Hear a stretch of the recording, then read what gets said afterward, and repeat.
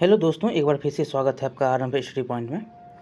आज हम पढ़ने वाले हैं क्लास 7 का ये तीसरा अध्याय। हम हिस्ट्री का अभी पढ़ रहे हैं BTVC SCERT, जो कि बिहार सरकार के द्वारा चलाया जाता बुक आपको बहुत ही इम्पोर्टेंट है। ये हिस्ट्री जो कि क्लास 7 मध्यकालीन भारत को हम अध्ययन अभी कर रहे हैं, और इसी में हमने देखा कि ये अध्याय का नाम है तुर्क अफगान शासन। और इसमें जो है हमने ऐबक के बारे में, इल्तुतमिश के बारे में, रजिया सुल्तान के बारे में, बलबन के बारे में, इन सब के बारे में जो है काल को देखा। और अलाउद्दीन खिलजी, सैयद वंश और जो है लोदी वंश, इन सारे वंशों को भी हमने जाना। अब जो है इसके प्रशासन शासन जो होते हैं, कैसे चलते थे, कैसे हैं, इनके बारे में हम चर्चा अब करेंगे। तो चलिए बिना देर किए हुए हम अब स्टार्ट करते हैं। दिल्ली के सुल्तान शासन कैसे चलाते थे, बहुत ही महत्वपूर्ण है। यहाँ से आपको क्वेश्चन बहुत सारे हर एग्जाम में पूछे जाते हैं। लिखा गया है कि दिल्ली सल्तनत का विस्तार भारतीय उपमहाद्वीप के एक बड़े क्षेत्र में हो गया था। इस पर नियंत्रण रखने के लिए दिल्ली के सुल्तान को सूबेदार, सेनापति एवं प्रशासकों की जरूरत पड़ी। इन सभी अधिकारियों को फारसी भाषा में अमीर कहा जाता था। क्या कहा जाता था? सूबेदार, सेनापति, प्रशासन को। तो जो भी अधिकारी होते थे, इनको फारसी भाषा में क्या कहा जाता था? अमीर कहा जाता। क्या? अमीर। याद रखेंगे। जो सल्तनत काल में मुख्य शासन वर्ग के रूप में स्थापित थे, और ये शासक वर्ग में जो स्थापित हुए अमीर कहलाए। फारसी भाषा में कौन कौन थे? सूबेदार थे, सेनापति थे, जो भी प्रशासकगण थे, वो सारे के सारे मुख्य प्रशासक शासकगण जो थे वो अमीर कहलाए। और ये याद आपको रखना, यहाँ से क्वेश्चन पूछे जा सकते हैं। अमीर किस भाषा में? तो फारसी भाषा में। तो मुख्य शासक वर्ग के रूप में ये स्थापित थे। दिल्ली के प्रारंभिक तुर्क सुल्तानों ने अपने विश्वसनीय एवं योग्य गुलामों को ऊंचे प्रशासकीय पदों एवं सेनापति के रूप में नियुक्त किया। जो भी तुर्क शासक था, वो जो भी उसका गुलाम अच्छा होता था, जो विश्वसनीय था, उसको जो है ज़्यादा पद, मतलब उसका जो है पद ऊंचा होता था। ठीक, इन गुलामों को खरीदकर बड़ी राजधानी से सैनिक एवं प्रशासकीय कार्यों के लिए प्रशिक्षित किया जाता था। इसको खरीदता था और जो है इसको प्रशिक्षित किया जाता था। ये गुलाम अपने मालिक मतलब कि सुल्तान के प्रति पूर्ण रूप से निर्भर एवं वफादार थे। जो भी गुलाम होते थे, मतलब जो भी दास होते थे, वो सुल्तान के रूप में जो है सुल्तान के प्रति जो है वो अपना निर्भर या वफादार होते थे। याद रखेंगे। यहाँ से क्वेश्चन आपको, अमीर क्या है, सुल्तान क्या है? सुल्तान तो आपको पता है ना। सुल्तान की उपाधि कौन लिया था? इल्तुतमिश ने। कुतुबुद्दीन ऐबक नहीं लिया था। खलीफा से कौन लिया था? तो इल्तुतमिश ने लिया था। और हमने बलबन के बारे में भी कुछ जाना था कि जो अपने दामाद को बैठाता है, रक्त एवं लोह की नीति अपनाता है। ये सब जो है उसके बारे में और कुछ जो जानकारी होगी हम यहाँ पर देखेंगे। और ये हो गया आपका कि सुल्तान का जो वफादार होता था कौन? जो भी वो गुलाम होते थे। देखेंगे आगे है कि खिलजी एवं तुगलक शासक भी गुलामों का उपयोग करते थे। कौन? तो खिलजी और तुगलक दोनों। लेकिन उन्होंने निम्न वर्ग के लोगों को जो है को भी ऊंचे राजनीतिक पद प्रदान किए। इनमें भारतीय, मुसलमान, हिंदू, जैन, अफगान, अरब शामिल थे। मतलब जो भी ये निम्न वर्ग के लोग होते थे, जो उसके गुलाम होते थे, उनको भी जो है उच्च पद दिए गए। जो मुसलमान हुए, भारतीय, हिंदू, जैन, ये सब जो तुगलक और खिलजी वंश ने भी गुलाम का उपयोग किया था, तो ये राजनीतिक पद भी प्रदान किया इन सभी को। इससे राजनीतिक अस्थिरता उत्पन्न होने लगी। और इतिहासकार कौन थे? तो बर्नी शोक प्रकट करते हुए लिखता है कि मोहम्मद बिन तुगलक ने निम्न कुल में जन्म लेने वाले व्यक्तियों को ऊंचे पद प्रदान किए। किसको कहा निम्न कुल? जो हिंदू था, जो जैन था, जो अफगान था, जो अरब था, जो मुसलमान भारतीय था, इसको बोला वो निम्न कुल में जन्म लेने वाले को उसने क्या किया? ऊंचा पद दिया। परंतु हमें याद रखना चाहिए कि ऐसे सभी लोग सक्षम और योग्य व्यक्ति थे, और उनकी नियुक्ति तर्कसंगत थी। क्या थी? ये सब जो थे योग्य लोग थे, तर्क संगत उनकी नियुक्ति थी। यह बर्निकी व्यक्तिगत पूर्वाग्रह, क्या है ये व्यक्तिगत पूर्वाग्रह क्या है, बर्निकी है, जिसके कारण वह सुल्तान का आलोचना करता है। ये सुल्तान का आलोचना इसी के कारण जो है करता है कि मोहम्मद बिन तुगलक ने क्या किया, नील कुल में जन्म लेने वाले व्यक्तियों को ऊंचे पद प्रदान किया। लेकिन आपको याद रखना है, परंतु हमें यह याद रखना चाहिए कि ऐसे सभी जो भी लोग थे वो सक्षम और योग्य व्यक्ति थे और उनकी जो ये नियुक्ति है तर्क संगत थी। यह बर्निकी पूर्वाग्रह जो है व्यक्तिगत पूर्वाग्रह मतलब खुद का सोच था, पूर्वाग्रह है, जिसके कारण यह सुल्तान की क्या करता है, आलोचना करता है। मध्य युगीन समाज में इस प्रकार के पूर्वाग्रह का होना आश्चर्यजनक भी नहीं है, क्योंकि लोगों की सोच अत्यंत संकुचित थी। देखिए यहाँ पर जो 3-4 क्वेश्चन है, हमने पहले भी इन सारे क्वेश्चन का जवाब ऊपर दे दिया है। क्या है, बर्नी ने सुल्तान की आलोचना क्यों की? अभी तक देखिए कि उच्च जो हैं जो भी निम्न कुल के व्यक्ति थे, जो भी जन्म लेते थे, उनको ऊंचा पद दिया गया। इसके कारण जो है ये बर्नी ने इसकी आलोचना मोहम्मद बिन तुगलक की करता है। और अमीर के रूप में किस वर्ग को के रूप में जो है शामिल थे, अमीर के रूप में किस वर्ग के लोग शामिल थे? तो अमीर के जो भी ऊंचा पद हो गया वो थे कौन, हिंदू थे, जैन थे, अफगान थे, जो भारतीय मुसलमान थे, ये सब अमीर प्रशासनिक जो है रूप से बने। ये अमीर क्या फारसी शब्द है, जिसको प्रशासनिक रूप से ऊपर में आपको हमने बताया भी कि इसको प्रशासन जो भी अधिकारी होते थे, मुख्य अधिकारी हुए, उसको अमीर कहा गया। अमीरों की नियुक्ति किन पदों पर की जाती थी? तो अमीर की नियुक्ति किस पदों पर? तो अमीर की नियुक्ति की जाती थी प्रशासनिक पदों पर, जो कि सेनापति होते थे और सूबेदार होते थे। ये सब जो है नियुक्ति अमीर की जाती थी। ये याद रखेंगे हम। 3 क्वेश्चन यहाँ पर हमने की। आगे चलेंगे। अमीर वर्ग के लोग अपने सुल्तान के प्रति वफादार तो रहते थे, लेकिन उनके उत्तराधिकारियों के प्रति नहीं। जो उसके बच्चे होंगे उसके प्रति नहीं होते थे, लेकिन जो सुल्तान था उसके प्रति होता था। सामान्यतः शासक बदलने के साथ जो है उसके अमीर या अधिकारी और सेना नायक भी बदले जाते थे। शासक बदला तो अमीर जो भी होता था, सेनापति जो भी सेना नायक होते थे, ये सारे के सारे बदले जाते थे। फलस्वरूप नए और पुराने अमीरों के बीच क्या होती थी, प्रतिस्पर्धा शुरू हो जाती थी। जो उसके दादा परदादा पापा जी थे वो उसके अमीर, अभी जो उत्तराधिकारी बने हैं, जो बेटा पोता जो भी बना है उसका अमीर, अब दोनों में होने लगा प्रतिस्पर्धा, दोनों अब लड़ाई कटाई करेगा। तो ये जो है ये प्रतिस्पर्धा शुरू हो जाती है। कुछ अमीर तो इतने शक्तिशाली होते थे कि वे सुल्तान तक बन जाते थे। इस प्रकार सुल्तान का पद जो है अमीरों की महत्वाकांक्षा के सामने सुरक्षित नहीं था। अमीर यह विश्वास रखते थे कि उनको भी शासन करने का समान अधिकार था। मतलब अमीर भी उसको लगता था कि हम भी जो है शासन कर सकते थे, सुल्तान भी बन जाता था। ये आपको याद रखना है। अमीर बहुत शक्तिशाली भी होते थे। अमीर क्या होते थे? तो आपको हमने यहाँ पर बताया कि अमीर जो है फारसी शब्द है। क्या है ये? फारसी शब्द है। और दिल्ली में जो है सुल्तानों को सूबेदार, सेनापति और जो प्रशासक होंगे उसकी ज़रूरत पड़ी। तो अधिकारियों को, ये इन सभी जो अधिकारी, जो सूबेदार, सेनापति, प्रशासक जो भी था, इस सभी अधिकारियों को क्या कहा गया? फारसी भाषा में अमीर कहा गया। और यही सूबेदार, सेनापति जो भी थे, सूबेदार, सेनापति, ये जो है खुद शासन प्रशासन चलाने के जो है हक में आ गए थे। सुल्तान भी बनने की जो है उनमें शक्ति थी। ये बहुत ही जो है आपको देखने को यहाँ पर मिलता है। तो चलिए आगे चलते हैं कि अमीर को विश्वास था कि भाई हम भी जो है शासन कर सकते हैं, हमारा भी समान अधिकार है। अब हम आगे पढ़ेंगे केंद्रीय प्रशासन के बारे में। केंद्रीय प्रशासन क्या है? तो अब हम जो है दिल्ली के सुल्तानों के शासन करने के तरीकों के बारे में पढ़ेंगे। कैसे जो है वो शासन करता था दिल्ली के सुल्तान।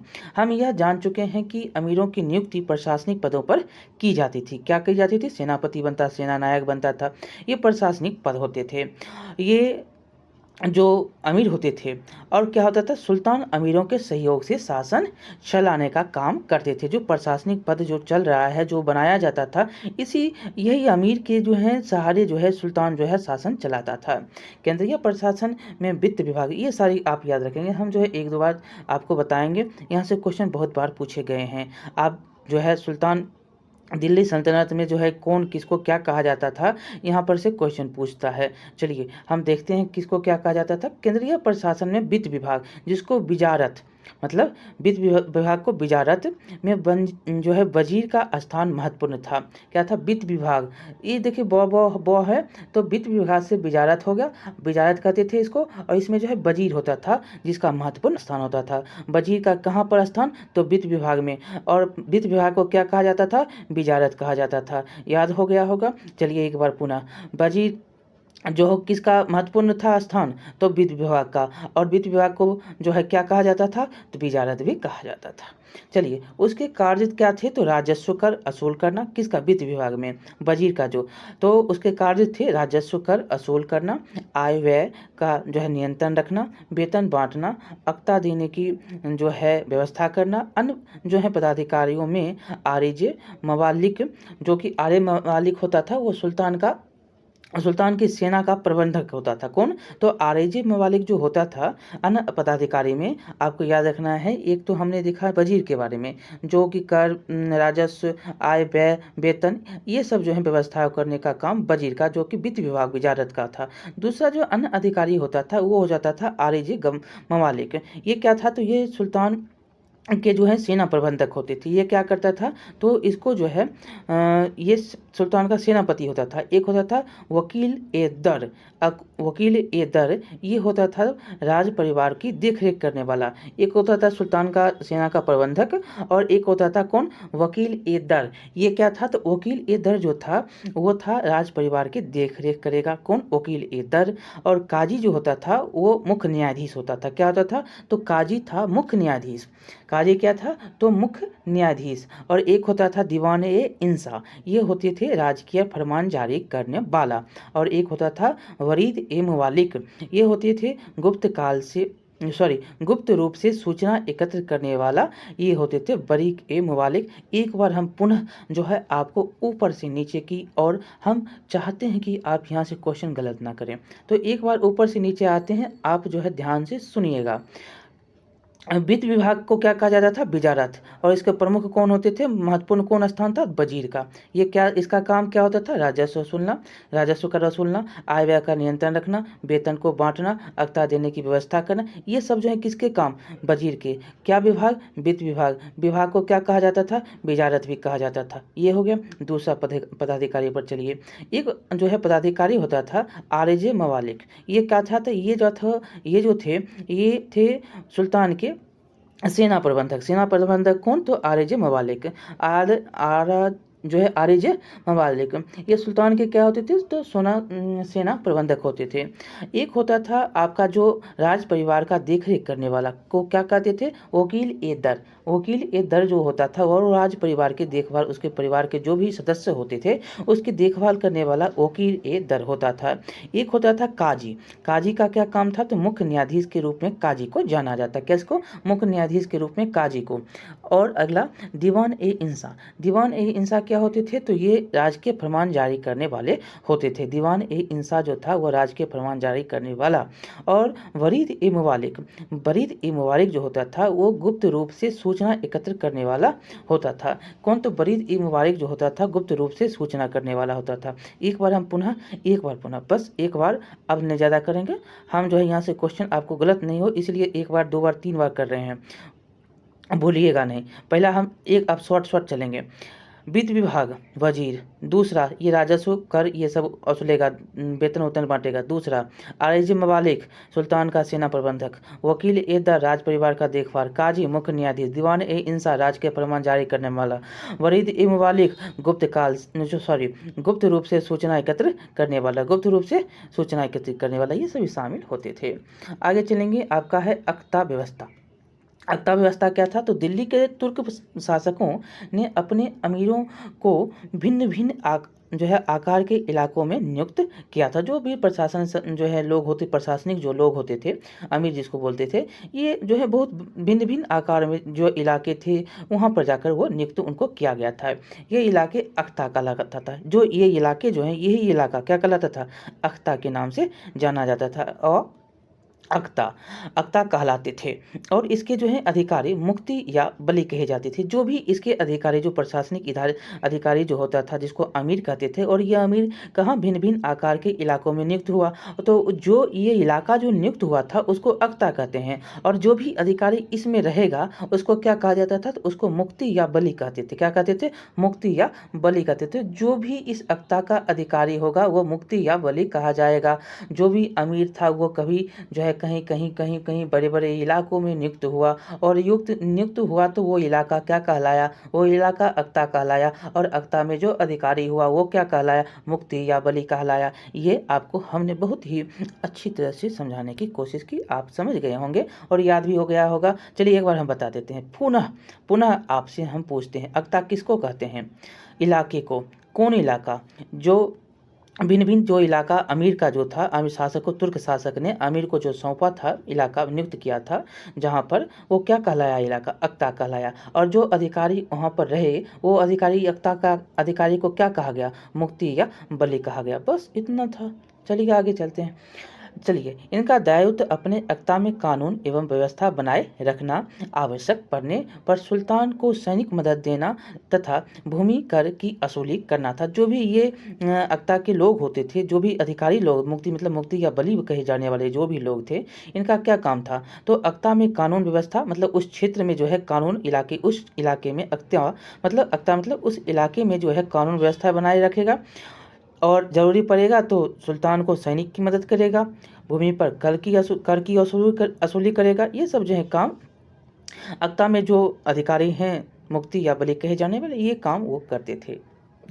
आगे क्या है कि ये अधिकारी अपनी सेवा के बदले में वेतन के रूप में राजस्व वसूली का एक निर्धारित भाग अपने पास रख लेते थे। जो भी ये अधिकारी थे, जो बलि या मुक्ति कहाए जाने वाले, जो अमीरों के नाम से जो अमीर थे, जिसको इलाका में नियुक्त किया गया था, वो इलाका अक्ता कहलाया था। और वही अधिकारी जो है मुक्ति कहलाए थे। और यह मुक्ति जो है क्या? मुक्ति या बलि कहलाए थे। इसका काम क्या था? तो इनका काम था जो अक्ता में कानून व्यवस्था, आवश्यकता पड़ने पर सुल्तान को जो है सैनिक मदद, भूमि का वसूल करना। और बदले में वो क्या लेते थे? तो वो सेवा के बदले में राजस्व जो वसूली होता था, तो उसमें से एक जो भाग है, एक निर्धारित भाग वह अपने पास रखते थे, जिससे वे अपने सैनिक को वेतन दिया करते थे। ये भाग जो कर जो वसूलते थे वो राजा को जाता था, और एक भाग जो है वो अपने पास रखते थे। और जो है इसी से जो है सैनिक को वेतन भी देते थे। बचे हुए अतिरिक्त जो है राजस्व को सरकारी खजाने में भेज देते थे।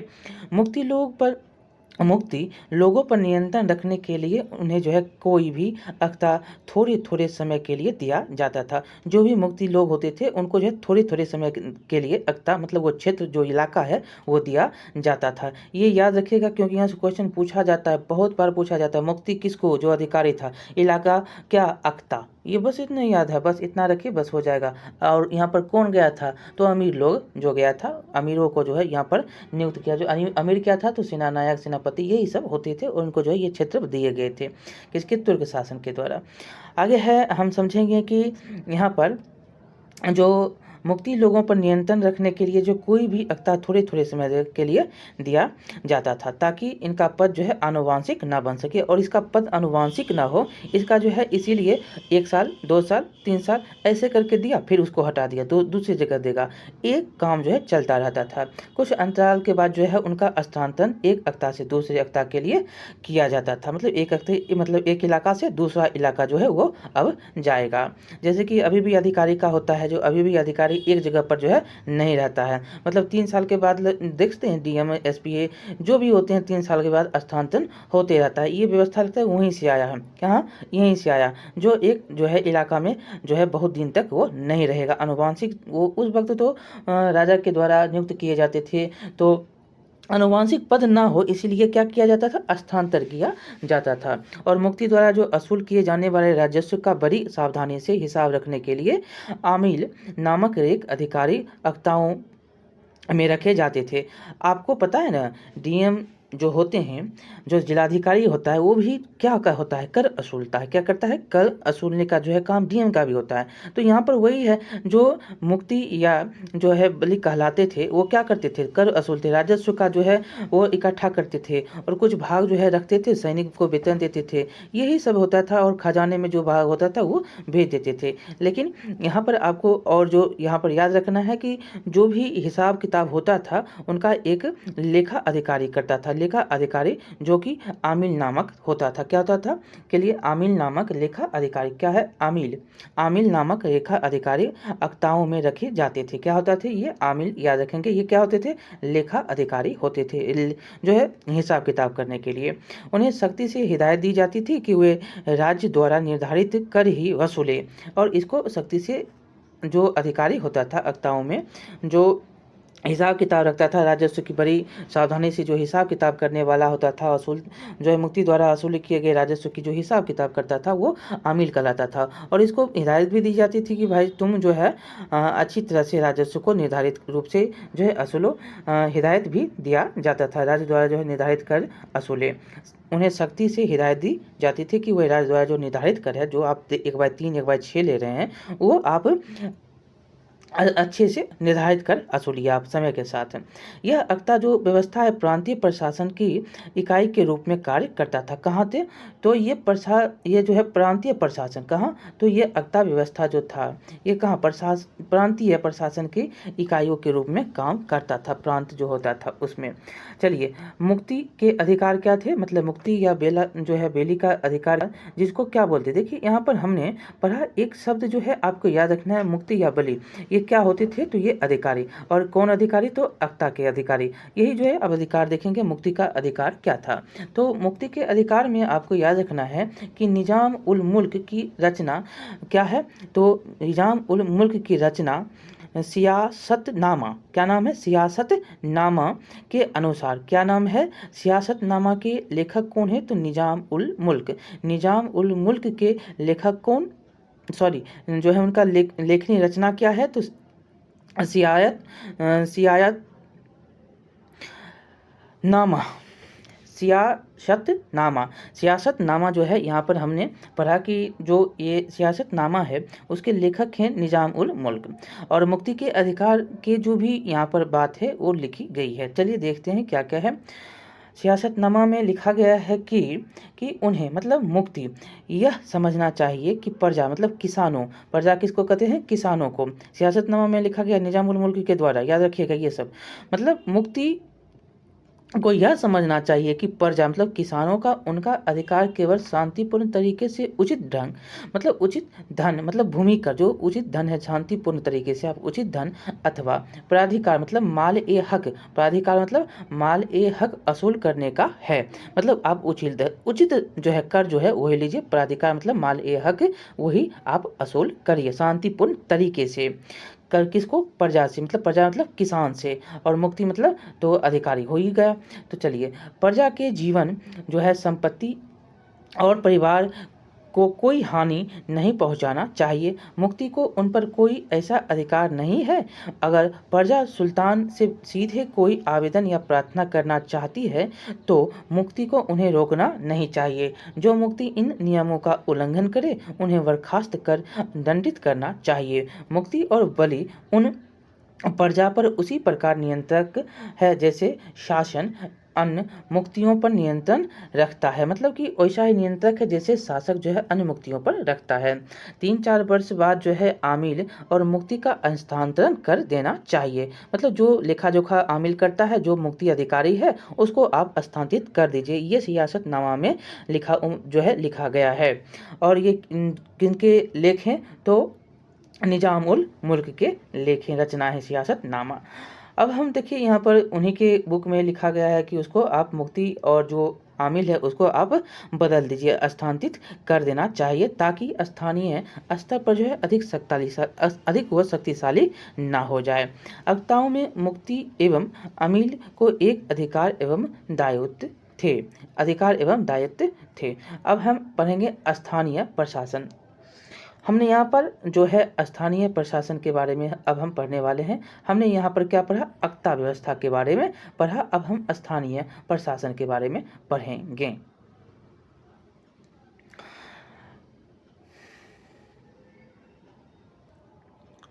देखिए लिखा गया है कि समकालीन स्रोतों में सिक नामक एक प्रशासनिक इकाई का वर्णन मिलता है। कहाँ, तो समकालीन स्रोतों से आपको सिक नामक, ये याद रखेंगे, सिक नामक प्रशासनिक इकाई था। क्या था, प्रशासनिक इकाई, मतलब सिकदार मतलब राजस्व अधिकारी। एक था सिकदार जो कि होता था राजस्व अधिकारी। ये सब पॉइंट आपको याद रखने। फौजदार मतलब सैनिक अधिकारी जो स्थानीय प्रशासन में, स्थानीय प्रशासन की बात हम अब कर रहे हैं। तो ऊपर जो किए थे तो वो तो आप याद रखना है, सिक होता था, अक्ता होता था, और यहाँ पर जो है आपको किसको क्या कहा जाता था हमने ऊपर पढ़ा है। अब हम स्थान में चले, जो स्थानीय प्रशासन होते हैं उसके बारे में हम पढ़ रहे हैं। तो स्थानीय प्रशासन में आपको सिकदार जो क्या होता था, राजस्व अधिकारी। फौजदार क्या, तो सैनिक अधिकारी। सिख से जुड़े ये पदाधिकारी, मतलब सिख से जुड़े पदाधिकारी जो थे वो क्या थे, तो सिकदार और फौजदार जो कि राजस्व अधिकारी और सैनिक अधिकारी थे। ये अपने इलाके में जो है शांति व्यवस्था कायम करने का काम करते थे, साथ ही जो है राजस्व की वसूली भी किया करते थे, इनके द्वारा की जाती थी। चौधरी लगभग 100 गांवों का प्रधान होता था। ये क्वेश्चन पूछा गया है, चौधरी कितने गांवों का प्रधान होता था, तो 100 गांवों का प्रधान होता था। और बाद के समय में यह परगना नामक प्रशासनिक इकाई जो है का केंद्र बना। कौन, तो यही जो है गांव जो था ये क्या बन गया, तो ये परगना बन गया। परगना प्रशासनिक इकाई का केंद्र बन गया। बाद के समय में यह परगना नामक प्रशासनिक इकाई का केंद्र बन गया। और गांव शासन की जो है सबसे छोटी इकाई थी। क्या थी, गांव शासन की सबसे छोटी इकाई थी। यहाँ पर याद रखना है एक जो बात आपको हम बता दें कि जो प्रशासनिक इकाई क्या बन गया, तो परगना बन गया। गांव क्या थी, तो छोटी इकाई बन गई। क्या, तो गांव जो था, प्रधान जो होता था, 100 गाँव का प्रधान एक चौधरी होता था।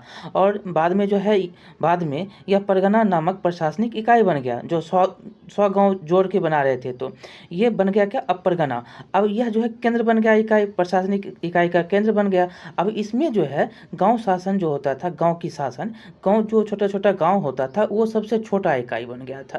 क्या, तो छोटा इकाई थी।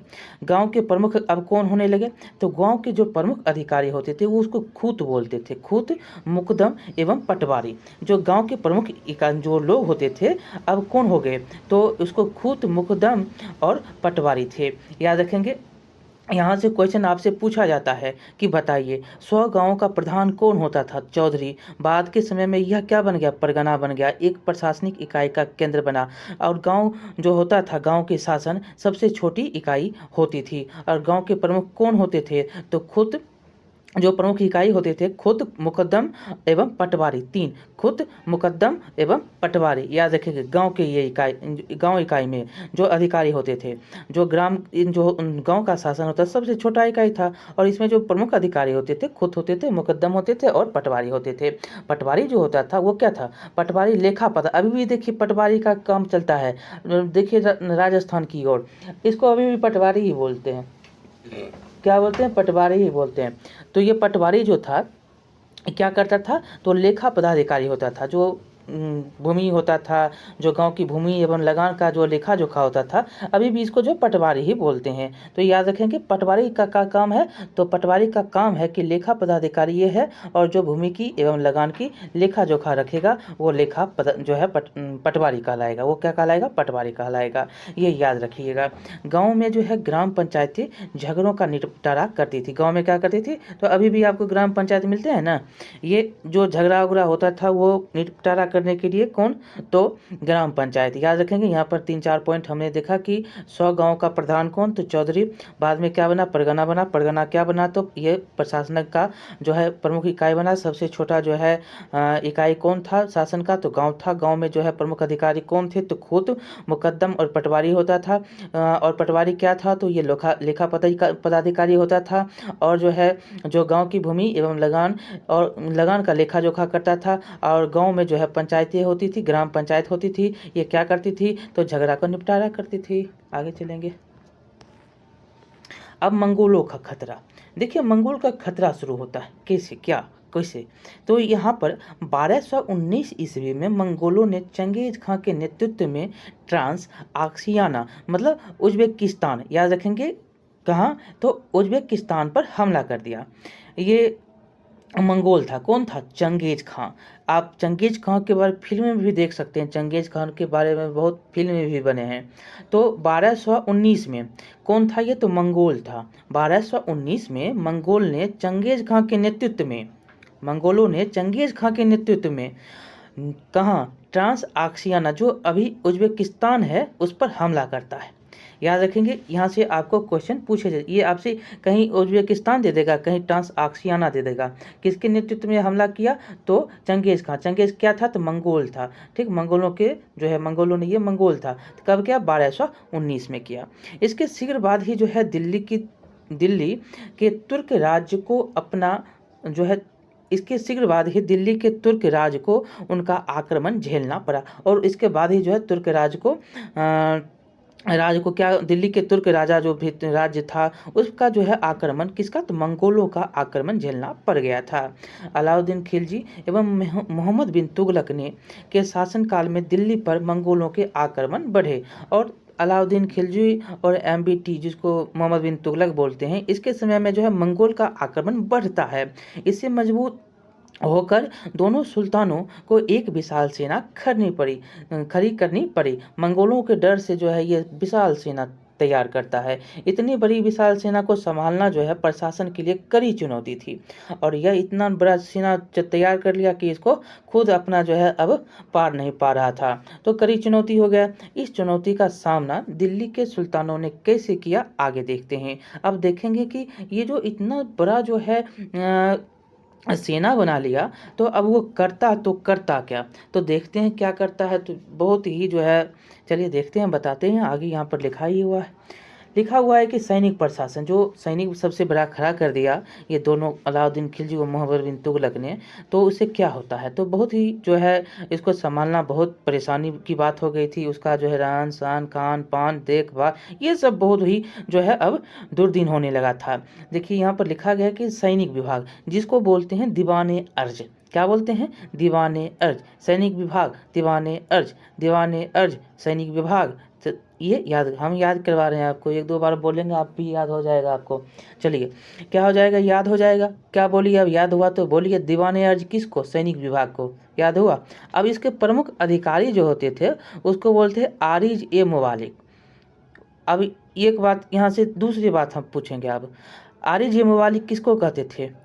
तो सैनिक विभाग का जो प्रमुख अधिकारी होता था उसको क्या बोलते थे? आरिज ए मुबालिक बोलते थे। किसको? तो आरिज ए मुबालिक प्रमुख अधिकारी जो सैनिक विभाग का मतलब दीवाने अर्ज का होता था उसको कहा जाता था। याद हुआ? एक बार पुनः हम चलते हैं याद कराने के क्रम में आपको कि सैनिक विभाग, दीवाने अर्ज, इसका प्रमुख अधिकारी आरिज मुबालिक हो गया। चलिए, वह सैनिकों की भर्ती, निरीक्षण एवं वेतन करने का कार्य करता है। ये जो सैनिक विभाग का जो अधिकारी होता था आरिज मुबालिक, या दीवाने अर्ज का जो अधिकारी होता था आरिज मुबालिक, ये क्या करता था? इसका काम था सैनिक का भर्ती करना, निरीक्षण करना, वेतन देना, ये सारे काम होते थे। दिल्ली के तुर्क सुल्तानों ने विशाल सेना का निर्माण किया था और उसकी देख रेख पर विशेष ध्यान देते थे। अलाउद्दीन खिलजी ने सेना की भर्ती एवं देखभाल के लिए कुछ नियम बनाए। याद रखेंगे, किसने जो है सेना की भर्ती और देखभाल के लिए नियम बनाया? तो वो अलाउद्दीन खिलजी ही था। ये क्वेश्चन पूछे गए हैं। उसने सैनिकों का हुलिया मतलब पहचान चिन्ह जो है रखने पर जोर दिया। मतलब वो कैसे पहचाना जाएगा, ये उसके द्वारा जो है बनाया गया, मतलब कानून बनाए गए। सेना की जो है विशेष देखभाल और उसकी जो है भर्ती और कुछ जो है नियम बनाया गया। और उसकी जो है हुलिया कैसा, मतलब उसका पहचान, जैसे ड्रेस व्रेस होता है, अभी जो है सेना का क्या ड्रेस है और अधिकारी का क्या ड्रेस है, आप जो है आप जानते हैं, वही हुलिया जिसको कहते हैं। हुलिया मतलब वही हो गया। तो पहचान चिन्ह रखने पर जोर दिया। उसने यह भी आदेश दिया था कि घोड़ों पर दाग लगाया जाए ताकि निरीक्षण के समय कोई भी सेना नायक गलत तरीके अपनाकर बार बार एक ही घोड़ा ना दिखा सके या निम्न कोटि के जो है घोड़े ना रखे। देखिए ये क्वेश्चन पूछा जाता है कि किसने घोड़े पर दाग लगाने के लिए जो है आदेश दिया, तो वो अलाउद्दीन खिलजी था। किसने जो है पहचान मतलब हुलिया के लिए आदेश नियम जो है बनाए, वो था अलाउद्दीन खिलजी। किसने कहा कि घोड़ों पर हम दाग लगाएंगे। निरीक्षण के समय जो है आप गलत तरीकों से अपना जो है एक ही घोड़ा को बार बार अपना दिखाइए, अगर निम्न कोटि का घोड़ा आप नहीं रख सके। ये किसके आदेश थे, किसके नियम थे, तो अलाउद्दीन खिलजी के थे। ये क्वेश्चन जो है ना बार बार पूछा है, प्रीवियस क्वेश्चन उल्टा कर देख लीजिएगा। ये हो गया। आगे चलेंगे, देखेंगे जो प्रारंभिक तुर्क सुल्तानों के समय घुड़सवार सैनिकों को नगद वेतन के बदले दिल्ली के निकट गांव में भूमि कर वसूलने का अधिकार दिया था। क्या हुआ, तो प्रारंभिक जो सुल्तान था उस समय घुड़सवार जो सैनिक होता था उसको नगद वेतन नहीं देता था। क्या नगद वेतन नहीं देंगे, दिल्ली के जो निकट के गांव हैं उसका जो है भूमि जो है उसमें आप कर वसूल लो, जो भूमि कर है उसको वसूलने का अधिकार दिया। अलाउद्दीन खिलजी ने अपने सैनिकों को नगद वेतन देने का शुरुआत किया। देखिए तुर्क जो सुल्तान था, जो प्रारंभिक जो पहले जो तुर्क सुल्तान हुआ, वो क्या किया, तो ये कहा कि हम तो सेना भाई तुम हमारा है, तुम हमको जो है सेना में अपना जो देना है मदद, घुड़सवार है सैनिक जो है अपना एक घुड़सवार सैनिक बन गया है, अब जो है उसको हम वेतन कैसे दें। तुम हमको तो सेवा दे रहे हो भाई, अब हम तुमको वेतन नहीं देंगे, तुमको हम निकट वाली जो दिल्ली का निकट जो है जमीन उसका तुम भूमि कर वसूल लो, जो भी उपज होता है उसका जो है कर होता है वो वसूला करो। ये अधिकार जो है वो दिया। लेकिन अलाउद्दीन खिलजी जब आता है तो वो क्या किया, तो वो ये किया कि इसको यही जो भारी पड़ जाता है, वो ये किया कि उसको नगद वेतन देना शुरुआत कर दिया। मतलब जो भी सैनिक था उसको नगद वेतन जो है देने की शुरुआत जो है परंपराएं जो ये शुरुआत कर दिया। उस समय जो है उसके समय में एक घुड़सवार सैनिक को 234 टका प्रति वर्ष दे वेतन मिलता था। मतलब 234 टका, 1 टका अभी भी जो है टका कहाँ चलता है, ये टका चलता है आपको कहाँ पे, तो बांग्लादेश में। देखिए उस समय क्या किया, तो 234 जो है प्रति वर्ष टका हम देंगे, प्रतिवर्ष टका कितना, 234 को। तो जो सैनिक एक अतिरिक्त घोड़ा रखता था उन्हें जो है 78 टका और मिलते थे। यहाँ पर तो एक घोड़ा है तो 234 टका सैनिक को मिला, अगर उसको एक घोड़ा और मिल गया है तो उसको 78 मतलब 78 टका जो है और मिलेगा, मतलब और ज़्यादा मिलेगा। दिल्ली के सुल्तानों ने मजबूत सैनिक ताकत पर ही जो है भारत में एक विशाल तुर्क राज्य की स्थापना की थी। मतलब ये जो दिल्ली के सुल्तान हुए, ये तुर्क शासन की कैसी स्थापना होती, बहुत ही मजबूत ताकत के सैनिक जो है वो ताकतवर था, और यही जो है विशाल तुर्क राज्य की स्थापना का ये आधार बनता है। जो दिल्ली सुल्तानों ने मजबूत सैनिक ताकत पर ही जो है भारत में एक विशाल तुर्क राज्य की स्थापना की। आगे हम चलेंगे, अलाउद्दीन खिलजी का मूल नियंत्रण। क्या है अलाउद्दीन खिलजी का मूल नियंत्रण, यहाँ पर हम पढ़ेंगे, बहुत ही बार जो है यहाँ से क्वेश्चन पूछे गए हैं। लिखा गया है कि दिल्ली पर बार बार होने वाले मंगोल आक्रमण का सामना करने के लिए अलाउद्दीन खिलजी ने एक बड़ी सेना खड़ी की और उसे नगद वेतन दिया। ये क्वेश्चन पूछे जाते हैं कि किसने नगद वेतन दिया, तो अलाउद्दीन खिलजी। कितना दिया, तो एक प्रति वर्ष में 234 टका, एक घोड़ा ज़्यादा रखिए तो 78 टका और लीजिए, ये समझ गए। और मंगोल का आक्रमण जब हो रहा था तो खिलजी क्या किया, एक बड़ा सेना जो है उसने खड़ा कर दिया और नगद वेतन दिया। तो इसके समकालीन जो है इतिहासकार क्या लिखते हैं, तो देखिए इतिहासकार की हम बात को पढ़ते हैं, बहुत ही इम्पोर्टेंट है, यहाँ से क्वेश्चन आपको पूछे जाते हैं। देखिए एक इतिहासकार लिखता है कि यदि उतनी बड़ी सेना को साधारण वेतन भी दिया जाता तो राज्य का खजाना 5 से 6 वर्ष में ही समाप्त हो जाता।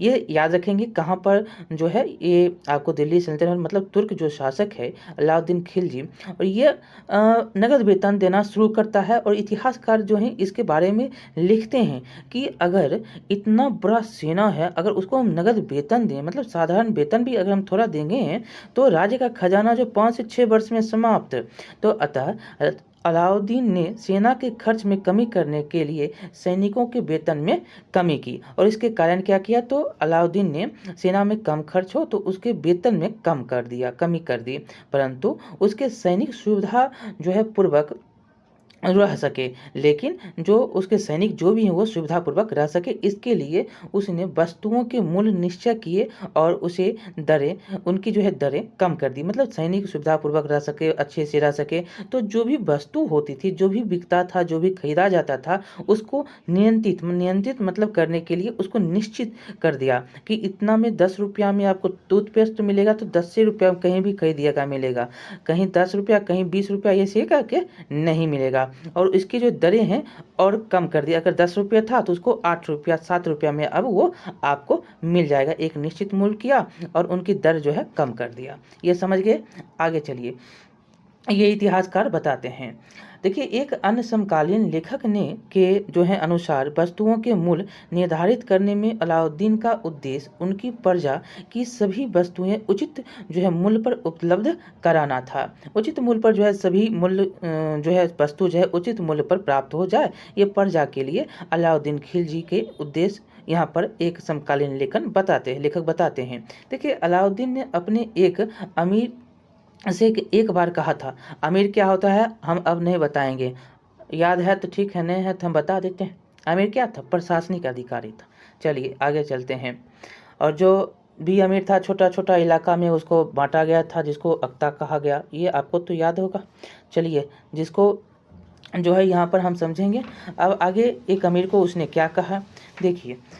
अलाउद्दीन खिलजी ने अपने एक अमीर से एक बार क्या कहा था, तो यदि मैं जनता को धन भी दूं तो वह प्रसन्न नहीं होगी, इसीलिए मैंने खाद्य सामग्री को सस्ता करने का निश्चय किया। मतलब जो है हम जनता को धन दें तो वो क्या होगी, वो खुश नहीं होगी, इसलिए हमने धन जो खाद्य सामग्री है उसको कम करने का, इसको समझ लिए कि उसने क्या किया, निश्चय किया खाद्य सामग्री के सस्ता करने का।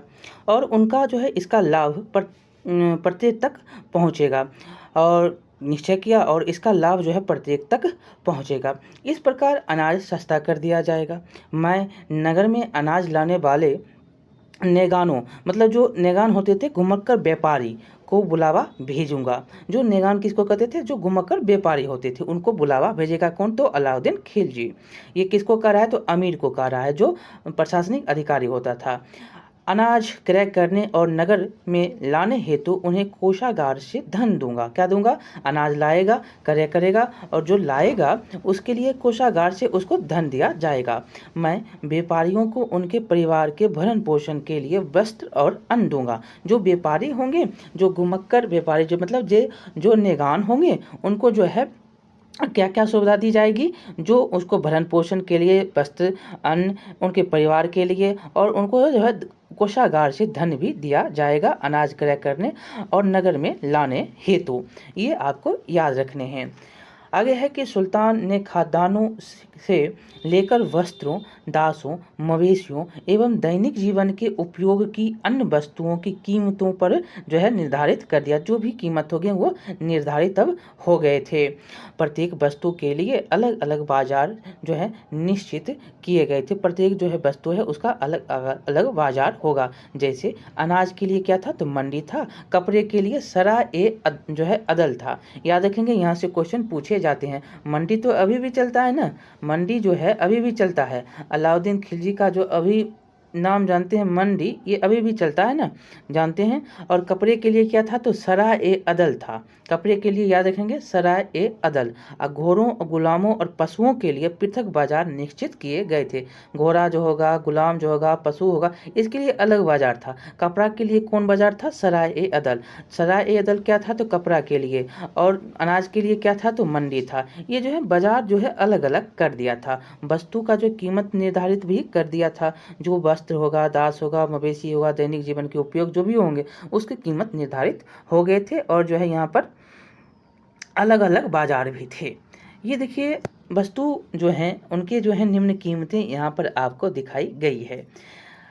देखिए, गेहूँ क्या है? तो गेहूँ जो है 75 जीतल प्रति मन, मतलब 7.5 है, 7 जो है 75 जीतल जो है प्रति मन, जौ 4 जीतल प्रति मन, चना 5 जीतल प्रति मन, चावल 5 जो है जीतल प्रति मन, घी आधा जीतल 1 सेर, आधा जो है जीतल दीजिएगा तो 1 सेर घी दिया जाएगा, नमक 1 जीतल 5 सेर, मिश्री 2 जीतल 1 सेर, सेर मतलब किलो, और शक्कर 1 जीतल 1 सेर मतलब 1 जो है जीतल देंगे तो 1 है जो है सेर दिया जाएगा शक्कर, गुड़ आधा जीतल में 1 सेर, और कपड़ा मोटा वाला तो 1 टका 40 गज, 1 टका देंगे तो 40 गज कपड़ा दिया जाएगा।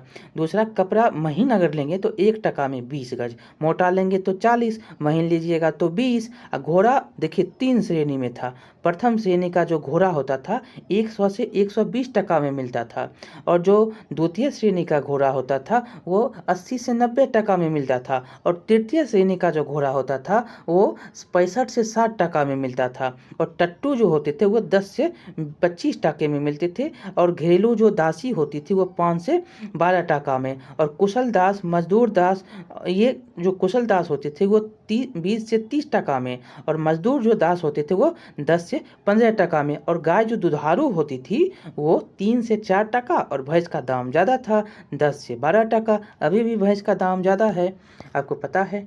चलिए ये हमने देख लिया, अब हम देखेंगे आगे।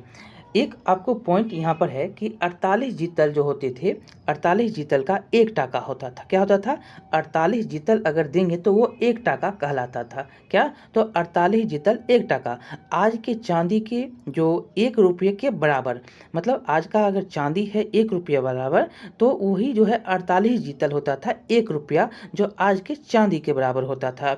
अलाउद्दीन खिलजी के समय 1 मन आज के लगभग 15 किलो के बराबर होते थे, मतलब उस समय जो अभी जो 1 मन आप कहते हैं 40 केजी, पहले 15 ही केजी होते थे, क्या होते थे जो उस समय जो अलाउद्दीन खिलजी का 1 मन जो होता था क्या होता था 15 केजी का, और जो 48 जीतल जो होता था 1 टाका होता था, क्या होता था 48 जीतल का 1 टाका होता था, जो आज की जो चांदी का 1 रुपया होगा ना उसके बराबर होता था 48 जीतल का 1 टाका। चलिए इस प्रकार से आपने 15 किलो को देखा ना, 15 किलो जो होता था 1 मन होता था, अभी आप 15 किलो होता है, अब तो क्या होता है तो 40 किलो 1 मन होता है अभी के समय के हिसाब से, ये याद रखिएगा।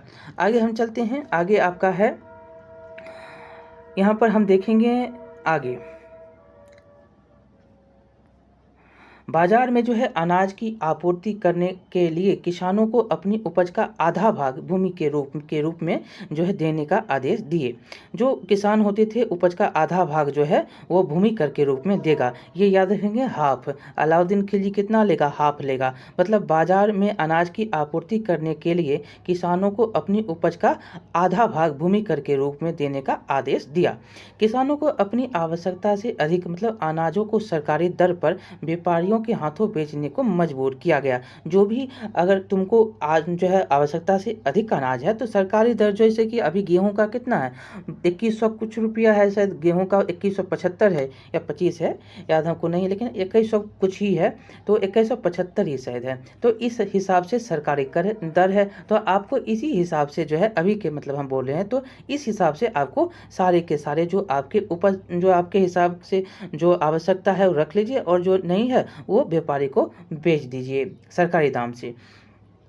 आगे है कि अनाज को गांव से बाजार तक लाने की जिम्मेदारी बंजारों की दी गई। ये कौन थे तो घूमते रहने वाले लोग जो कि एक जगह से दूसरी जगह जाते आते थे। तो ये आपको याद रखना है कि गांव से बाजार जो सामान जो अन्न आएगा वो कौन लाएगा तो बंजारा लाएगा, कौन तो बंजारा। लगान के रूप में प्राप्त अनाज को दिल्ली स्थित सरकारी गोदामों में जमा किया जाता था। जो भी लगान मिलते थे वो सरकारी गोदाम में जाकर जमा हो जाता था ताकि अकाल के समय बाजार में अनाज की पूर्ति की जा सके। जो भी गोदाम में भरे जाते थे सरकारी गोदाम में उसको जो है अकाल के समय में पूर्ति हो सके, ये भी सोचा जाता था। कपड़े के व्यापारियों को बाहर से कपड़ा लाने के लिए अग्रिम धन देने की व्यवस्था की गई। जैसे कि ऋण देते हैं लेकर, आप वही जो है अभी जैसे ब्याज में जो है ऋण दे देते हैं लेकर, ये आपको जो अग्रिम जो धन है वो किसको, तो व्यापारी जो कपड़ा का होता था उसको दिया गया। सभी व्यापारियों को एक निश्चित मात्रा में वस्तुएं लाने एवं बेचने के लिए बाध्य किया जाता था। सभी व्यापारी मतलब जो है एक निश्चित रूप में आप लाएंगे और बेचेंगे, ये बाध्य हो गए थे। व्यापारियों को व्यापार में जो हानि होती थी उसकी भरपाई सरकारी खजाने से की जाती थी। ये याद रखना है, जो भी हानि होगा वो सरकारी खजाना भरेगा। देखिए, अपने उपायों को सफल बनाने के लिए सुल्तान ने बाजार नियंत्रक मतलब सहना, ये याद रखेंगे, ये जो उपाय लगाए थे, ये उसको सफल बनाने के लिए सुल्तान ने क्या किया, बाजार नियंत्रक मतलब सहना, बाजार नियंत्रक क्या, सहना क्या, तो बाजार नियंत्रक। बरीद क्या, तो खुफिया अधिकारी, बरीद क्या होता था, खुफिया अधिकारी। जो सहना क्या था, तो बाजार नियंत्रक कहलाता था। और सहना क्या होता था, तो सहना होता था बाजार नियंत्रक, और बरीद क्या होता था, तो खुफिया अधिकारी होता था, खुफिया अधिकारी। बरीद क्या, तो खुफिया अधिकारी, सहना क्या, तो बाजार नियंत्रक। और मुनहियान जो होता था वो गुप्तचर होता था। क्या होता था, मुनहियान जो होता था वो गुप्तचर होता था, कि नियुक्ति सुल्तान ने इन अधिकारियों के माध्यम से बाजार की गतिविधियों से अवगत होते रहता था। जो भी ये अधिकारी थे, जो मुनिहान थे, जो गुप्तचर थे, जो बरीद मतलब खुफिया अधिकारी थे, और जो शाहना मतलब बाजार नियंत्रक थे, इनसे जो है सारी के सारी गतिविधि उनको अवगत होती रहती थी। सुल्तान जो है ये सफल बनाना उपाय चाहता था, तो उन्हें 3 को याद रखिएगा, कौन कौन, बाजार नियंत्रक, खुफिया अधिकारी और गुप्तचर। बाजार नियंत्रक को क्या कहा, सहना, खुफिया अधिकारी को क्या कहा, बरीद, और गुप्तचर को क्या कहा, मुनहियान। ये याद रखिएगा। यही जो है जाकर कहता था अधिकारी को, काम धंधा ठीक ठाक चल रहा है, गतिविधि ठीक ठाक है कि नहीं है, सब जो है ये अधिकारी जो है गतिविधियों से अवगत जो है अलाउद्दीन खिलजी को करवाता था। जमाखोर, चोर बाजारी कम तोलने के जो है कठोर पर दंड की व्यवस्था की गई थी। अगर जमाखोर है, चोर बाजार कर रहा है, मतलब बाजार में जो है चोरी हो रही है, तोल जो है कम हो रहा है, ये जो है अगर ऐसा पकड़ाया तो कठोर दंड मिलेगा। गुप्तचर बाजार में घूम घूम कर वस्तुओं के क्रय विक्रय की सूचनाएं एकत्रित कर सुल्तान को भेजा करते थे। जो गुप्तचर विभाग था मतलब मुनहियान जो था, वो क्या करता था, जो घूम घूम कर वस्तुओं का क्रय विक्रय ठीक ठाक से चल रहा है कि नहीं चल रहा है उसको एकत्रित करता था और सुल्तान को भेज देता था। ये देख रहे हैं एक बाजार आपको चित्र में दिखाया गया है, जो कि घोड़े की भी खरीद बिक्री हो रही है, ये आपका गेहूं की खरीद बिक्री हो रही है, बाजार देख रहे हैं, बाजार सजा हुआ है। तो ये गुप्तचर के माध्यम से सुल्तान जानता था कि कैसा बाजार में चल रहा है काम धंधा, ठीक ठाक क्रय विक्रय हो रहा है या नहीं हो रहा है, दाम कम लिया जा रहा है या कोई कर चोरी कर रहा है, या जो है कैसी व्यवस्थाएं हैं, ये सारी व्यवस्थाएं जो ये गुप्तचर के माध्यम से लेता था। जिसको क्या कहा गया था गुप्तचर को, तो गुप्तचर को कहा गया मुनहियान कहा गया। और खुफिया अधिकारी क्या था, तो बरीद था, और बरीद को खुफिया अधिकारी, और सहना बाजार नियंत्रक। आगे है कि क्या अलाउद्दीन का यह मूल नियंत्रक की व्यवस्था केवल दिल्ली में लागू की गई थी अथवा साम्राज्य के अन्य भागों या शहरों में भी लागू था। इतिहासकार फरिश्ता ने मात्र इतना लिखा है, कौन, तो इतिहासकार फरिश्ता, कि वस्तुओं के जो मूल्य दिल्ली में थे वही राज्य के अन्य भागों में भी थे, इसीलिए हर जगह लागू हुए। परंतु बर्नी ने क्या कहा, लेकिन बर्नी ने कहा कि केवल दिल्ली और उसके आसपास के इलाकों मतलब बाजारों की चर्चा है। तो यहाँ पर याद रखेंगे फरिश्ता के द्वारा जो है सभी जगहों पर कहा गया, लेकिन बर्नी के द्वारा जो है कहा गया नहीं, आसपास दिल्ली के जो है आसपास के इलाकों में यह जो है बाजार की चर्चा है। उसने लिखा कि सुल्तान की नीति और नियमों के अनेक वस्तुएं दिल्ली में सस्ती हो गई थी। सुल्तान की जो ये नीति नियम था उसके कारण जो है सस्ती हो गए थे सारी वस्तुएं, और वर्षों तक जो है सस्ती रही। वस्तुओं की सस्ती होने और बड़ी मात्रा में उपलब्ध होने के कारण अनेक विद्वान योग कुशल व्यक्ति दिल्ली में आकर बस गए, और यहाँ पर जो है सब कुछ सस्ता हुआ तो विद्वान लोग जो कुशल व्यक्ति थे दिल्ली में आकर बसने लगे, वहाँ पर आकर बस गए। यहाँ पर कुछ बातें दी गई है कि आप जो है विचार करें कि अलाउद्दीन खिलजी के मूल नियंत्रण की व्यवस्था से जनसाधारण को क्या लाभ हुआ। जो वस्तुएं हैं क्या हो गई, जनसाधारण में वो कम हो गई, सस्ती हो गई, उपलब्ध होने लगा। और उपलब्ध कैसे, व्यापारियों से होता था, जो व्यापारी लाते थे और यहाँ पर अपना जो है काम धंधा करते थे और जो गांव से लाता था वो बंजारा होता था, यहाँ पर जो है रखता था। ये सब जो है काम किया करते थे। और इसकी जो है व्यापारी जो है कपड़ा भी काम करता था, तो कपड़ा के लिए अग्रिम राशि दी गई थी। इससे क्या हुआ कि जो भी हानि उनी होती थी तो वो सरकार के खजानों से उसको भरी पूर्ति क्षतिपूर्ति किया जाता था। और जो है यहाँ पर ये भी याद रखना है कि इससे क्या हुआ कि जो लोग थे वो आकर दिल्ली में, जो शिक्षित लोग थे, जो जनसाधारण के लोग थे, उनको आसानी से सामान भी मिलने लगा और सस्ता भी हो गया था। तो सामान तो मिल ही रहा था और सस्ता भी मिल रहा था। इससे लोगों को आसानी हुई, सुविधाएं प्राप्त हुई। चलिए, लाभ तो ये सब हुआ ना उसके समय में। अब है भूमि लगान प्राप्त करने के तरीके। ऐसा करते हैं कि ज़्यादा ये वीडियो जो है लंबा बन रहा है, तो एक वीडियो हम जो है और इसके बारे में बनाएंगे, जो तब आपका ये वीडियो जो है ये तुर्क और आपका अफ़गान शासन समाप्त होगा। इसीलिए ज़्यादा लोड नहीं लीजिए, इसको आप पढ़िए, और इसको आप पढ़िए और ध्यान से पढ़िएगा। हमने बहुत ही अच्छी तरह से यहाँ पर डिस्कस के साथ पढ़ा है। तो आप ऐसा करिए कि यहीं पर इसको छोड़ देते हैं, और तब हम जो है अगला जो बनाएंगे, अगला वीडियो जो होगा उसमें आपको भूमि लगान प्राप्त करने के तरीके हम बता देंगे। क्या होते थे तरीके, जो भूमि लगान होते थे, कैसे लिया जाता था, इसके जो है हम वार्तालाप जो है चर्चा करेंगे अगले वीडियो में। तब तक के लिए आप क्या करिए कि लाइक करिएगा, शेयर करिएगा और सब्सक्राइब करना नहीं भूलिएगा। बहुत बहुत धन्यवाद। मिलते हैं अगले वीडियो में।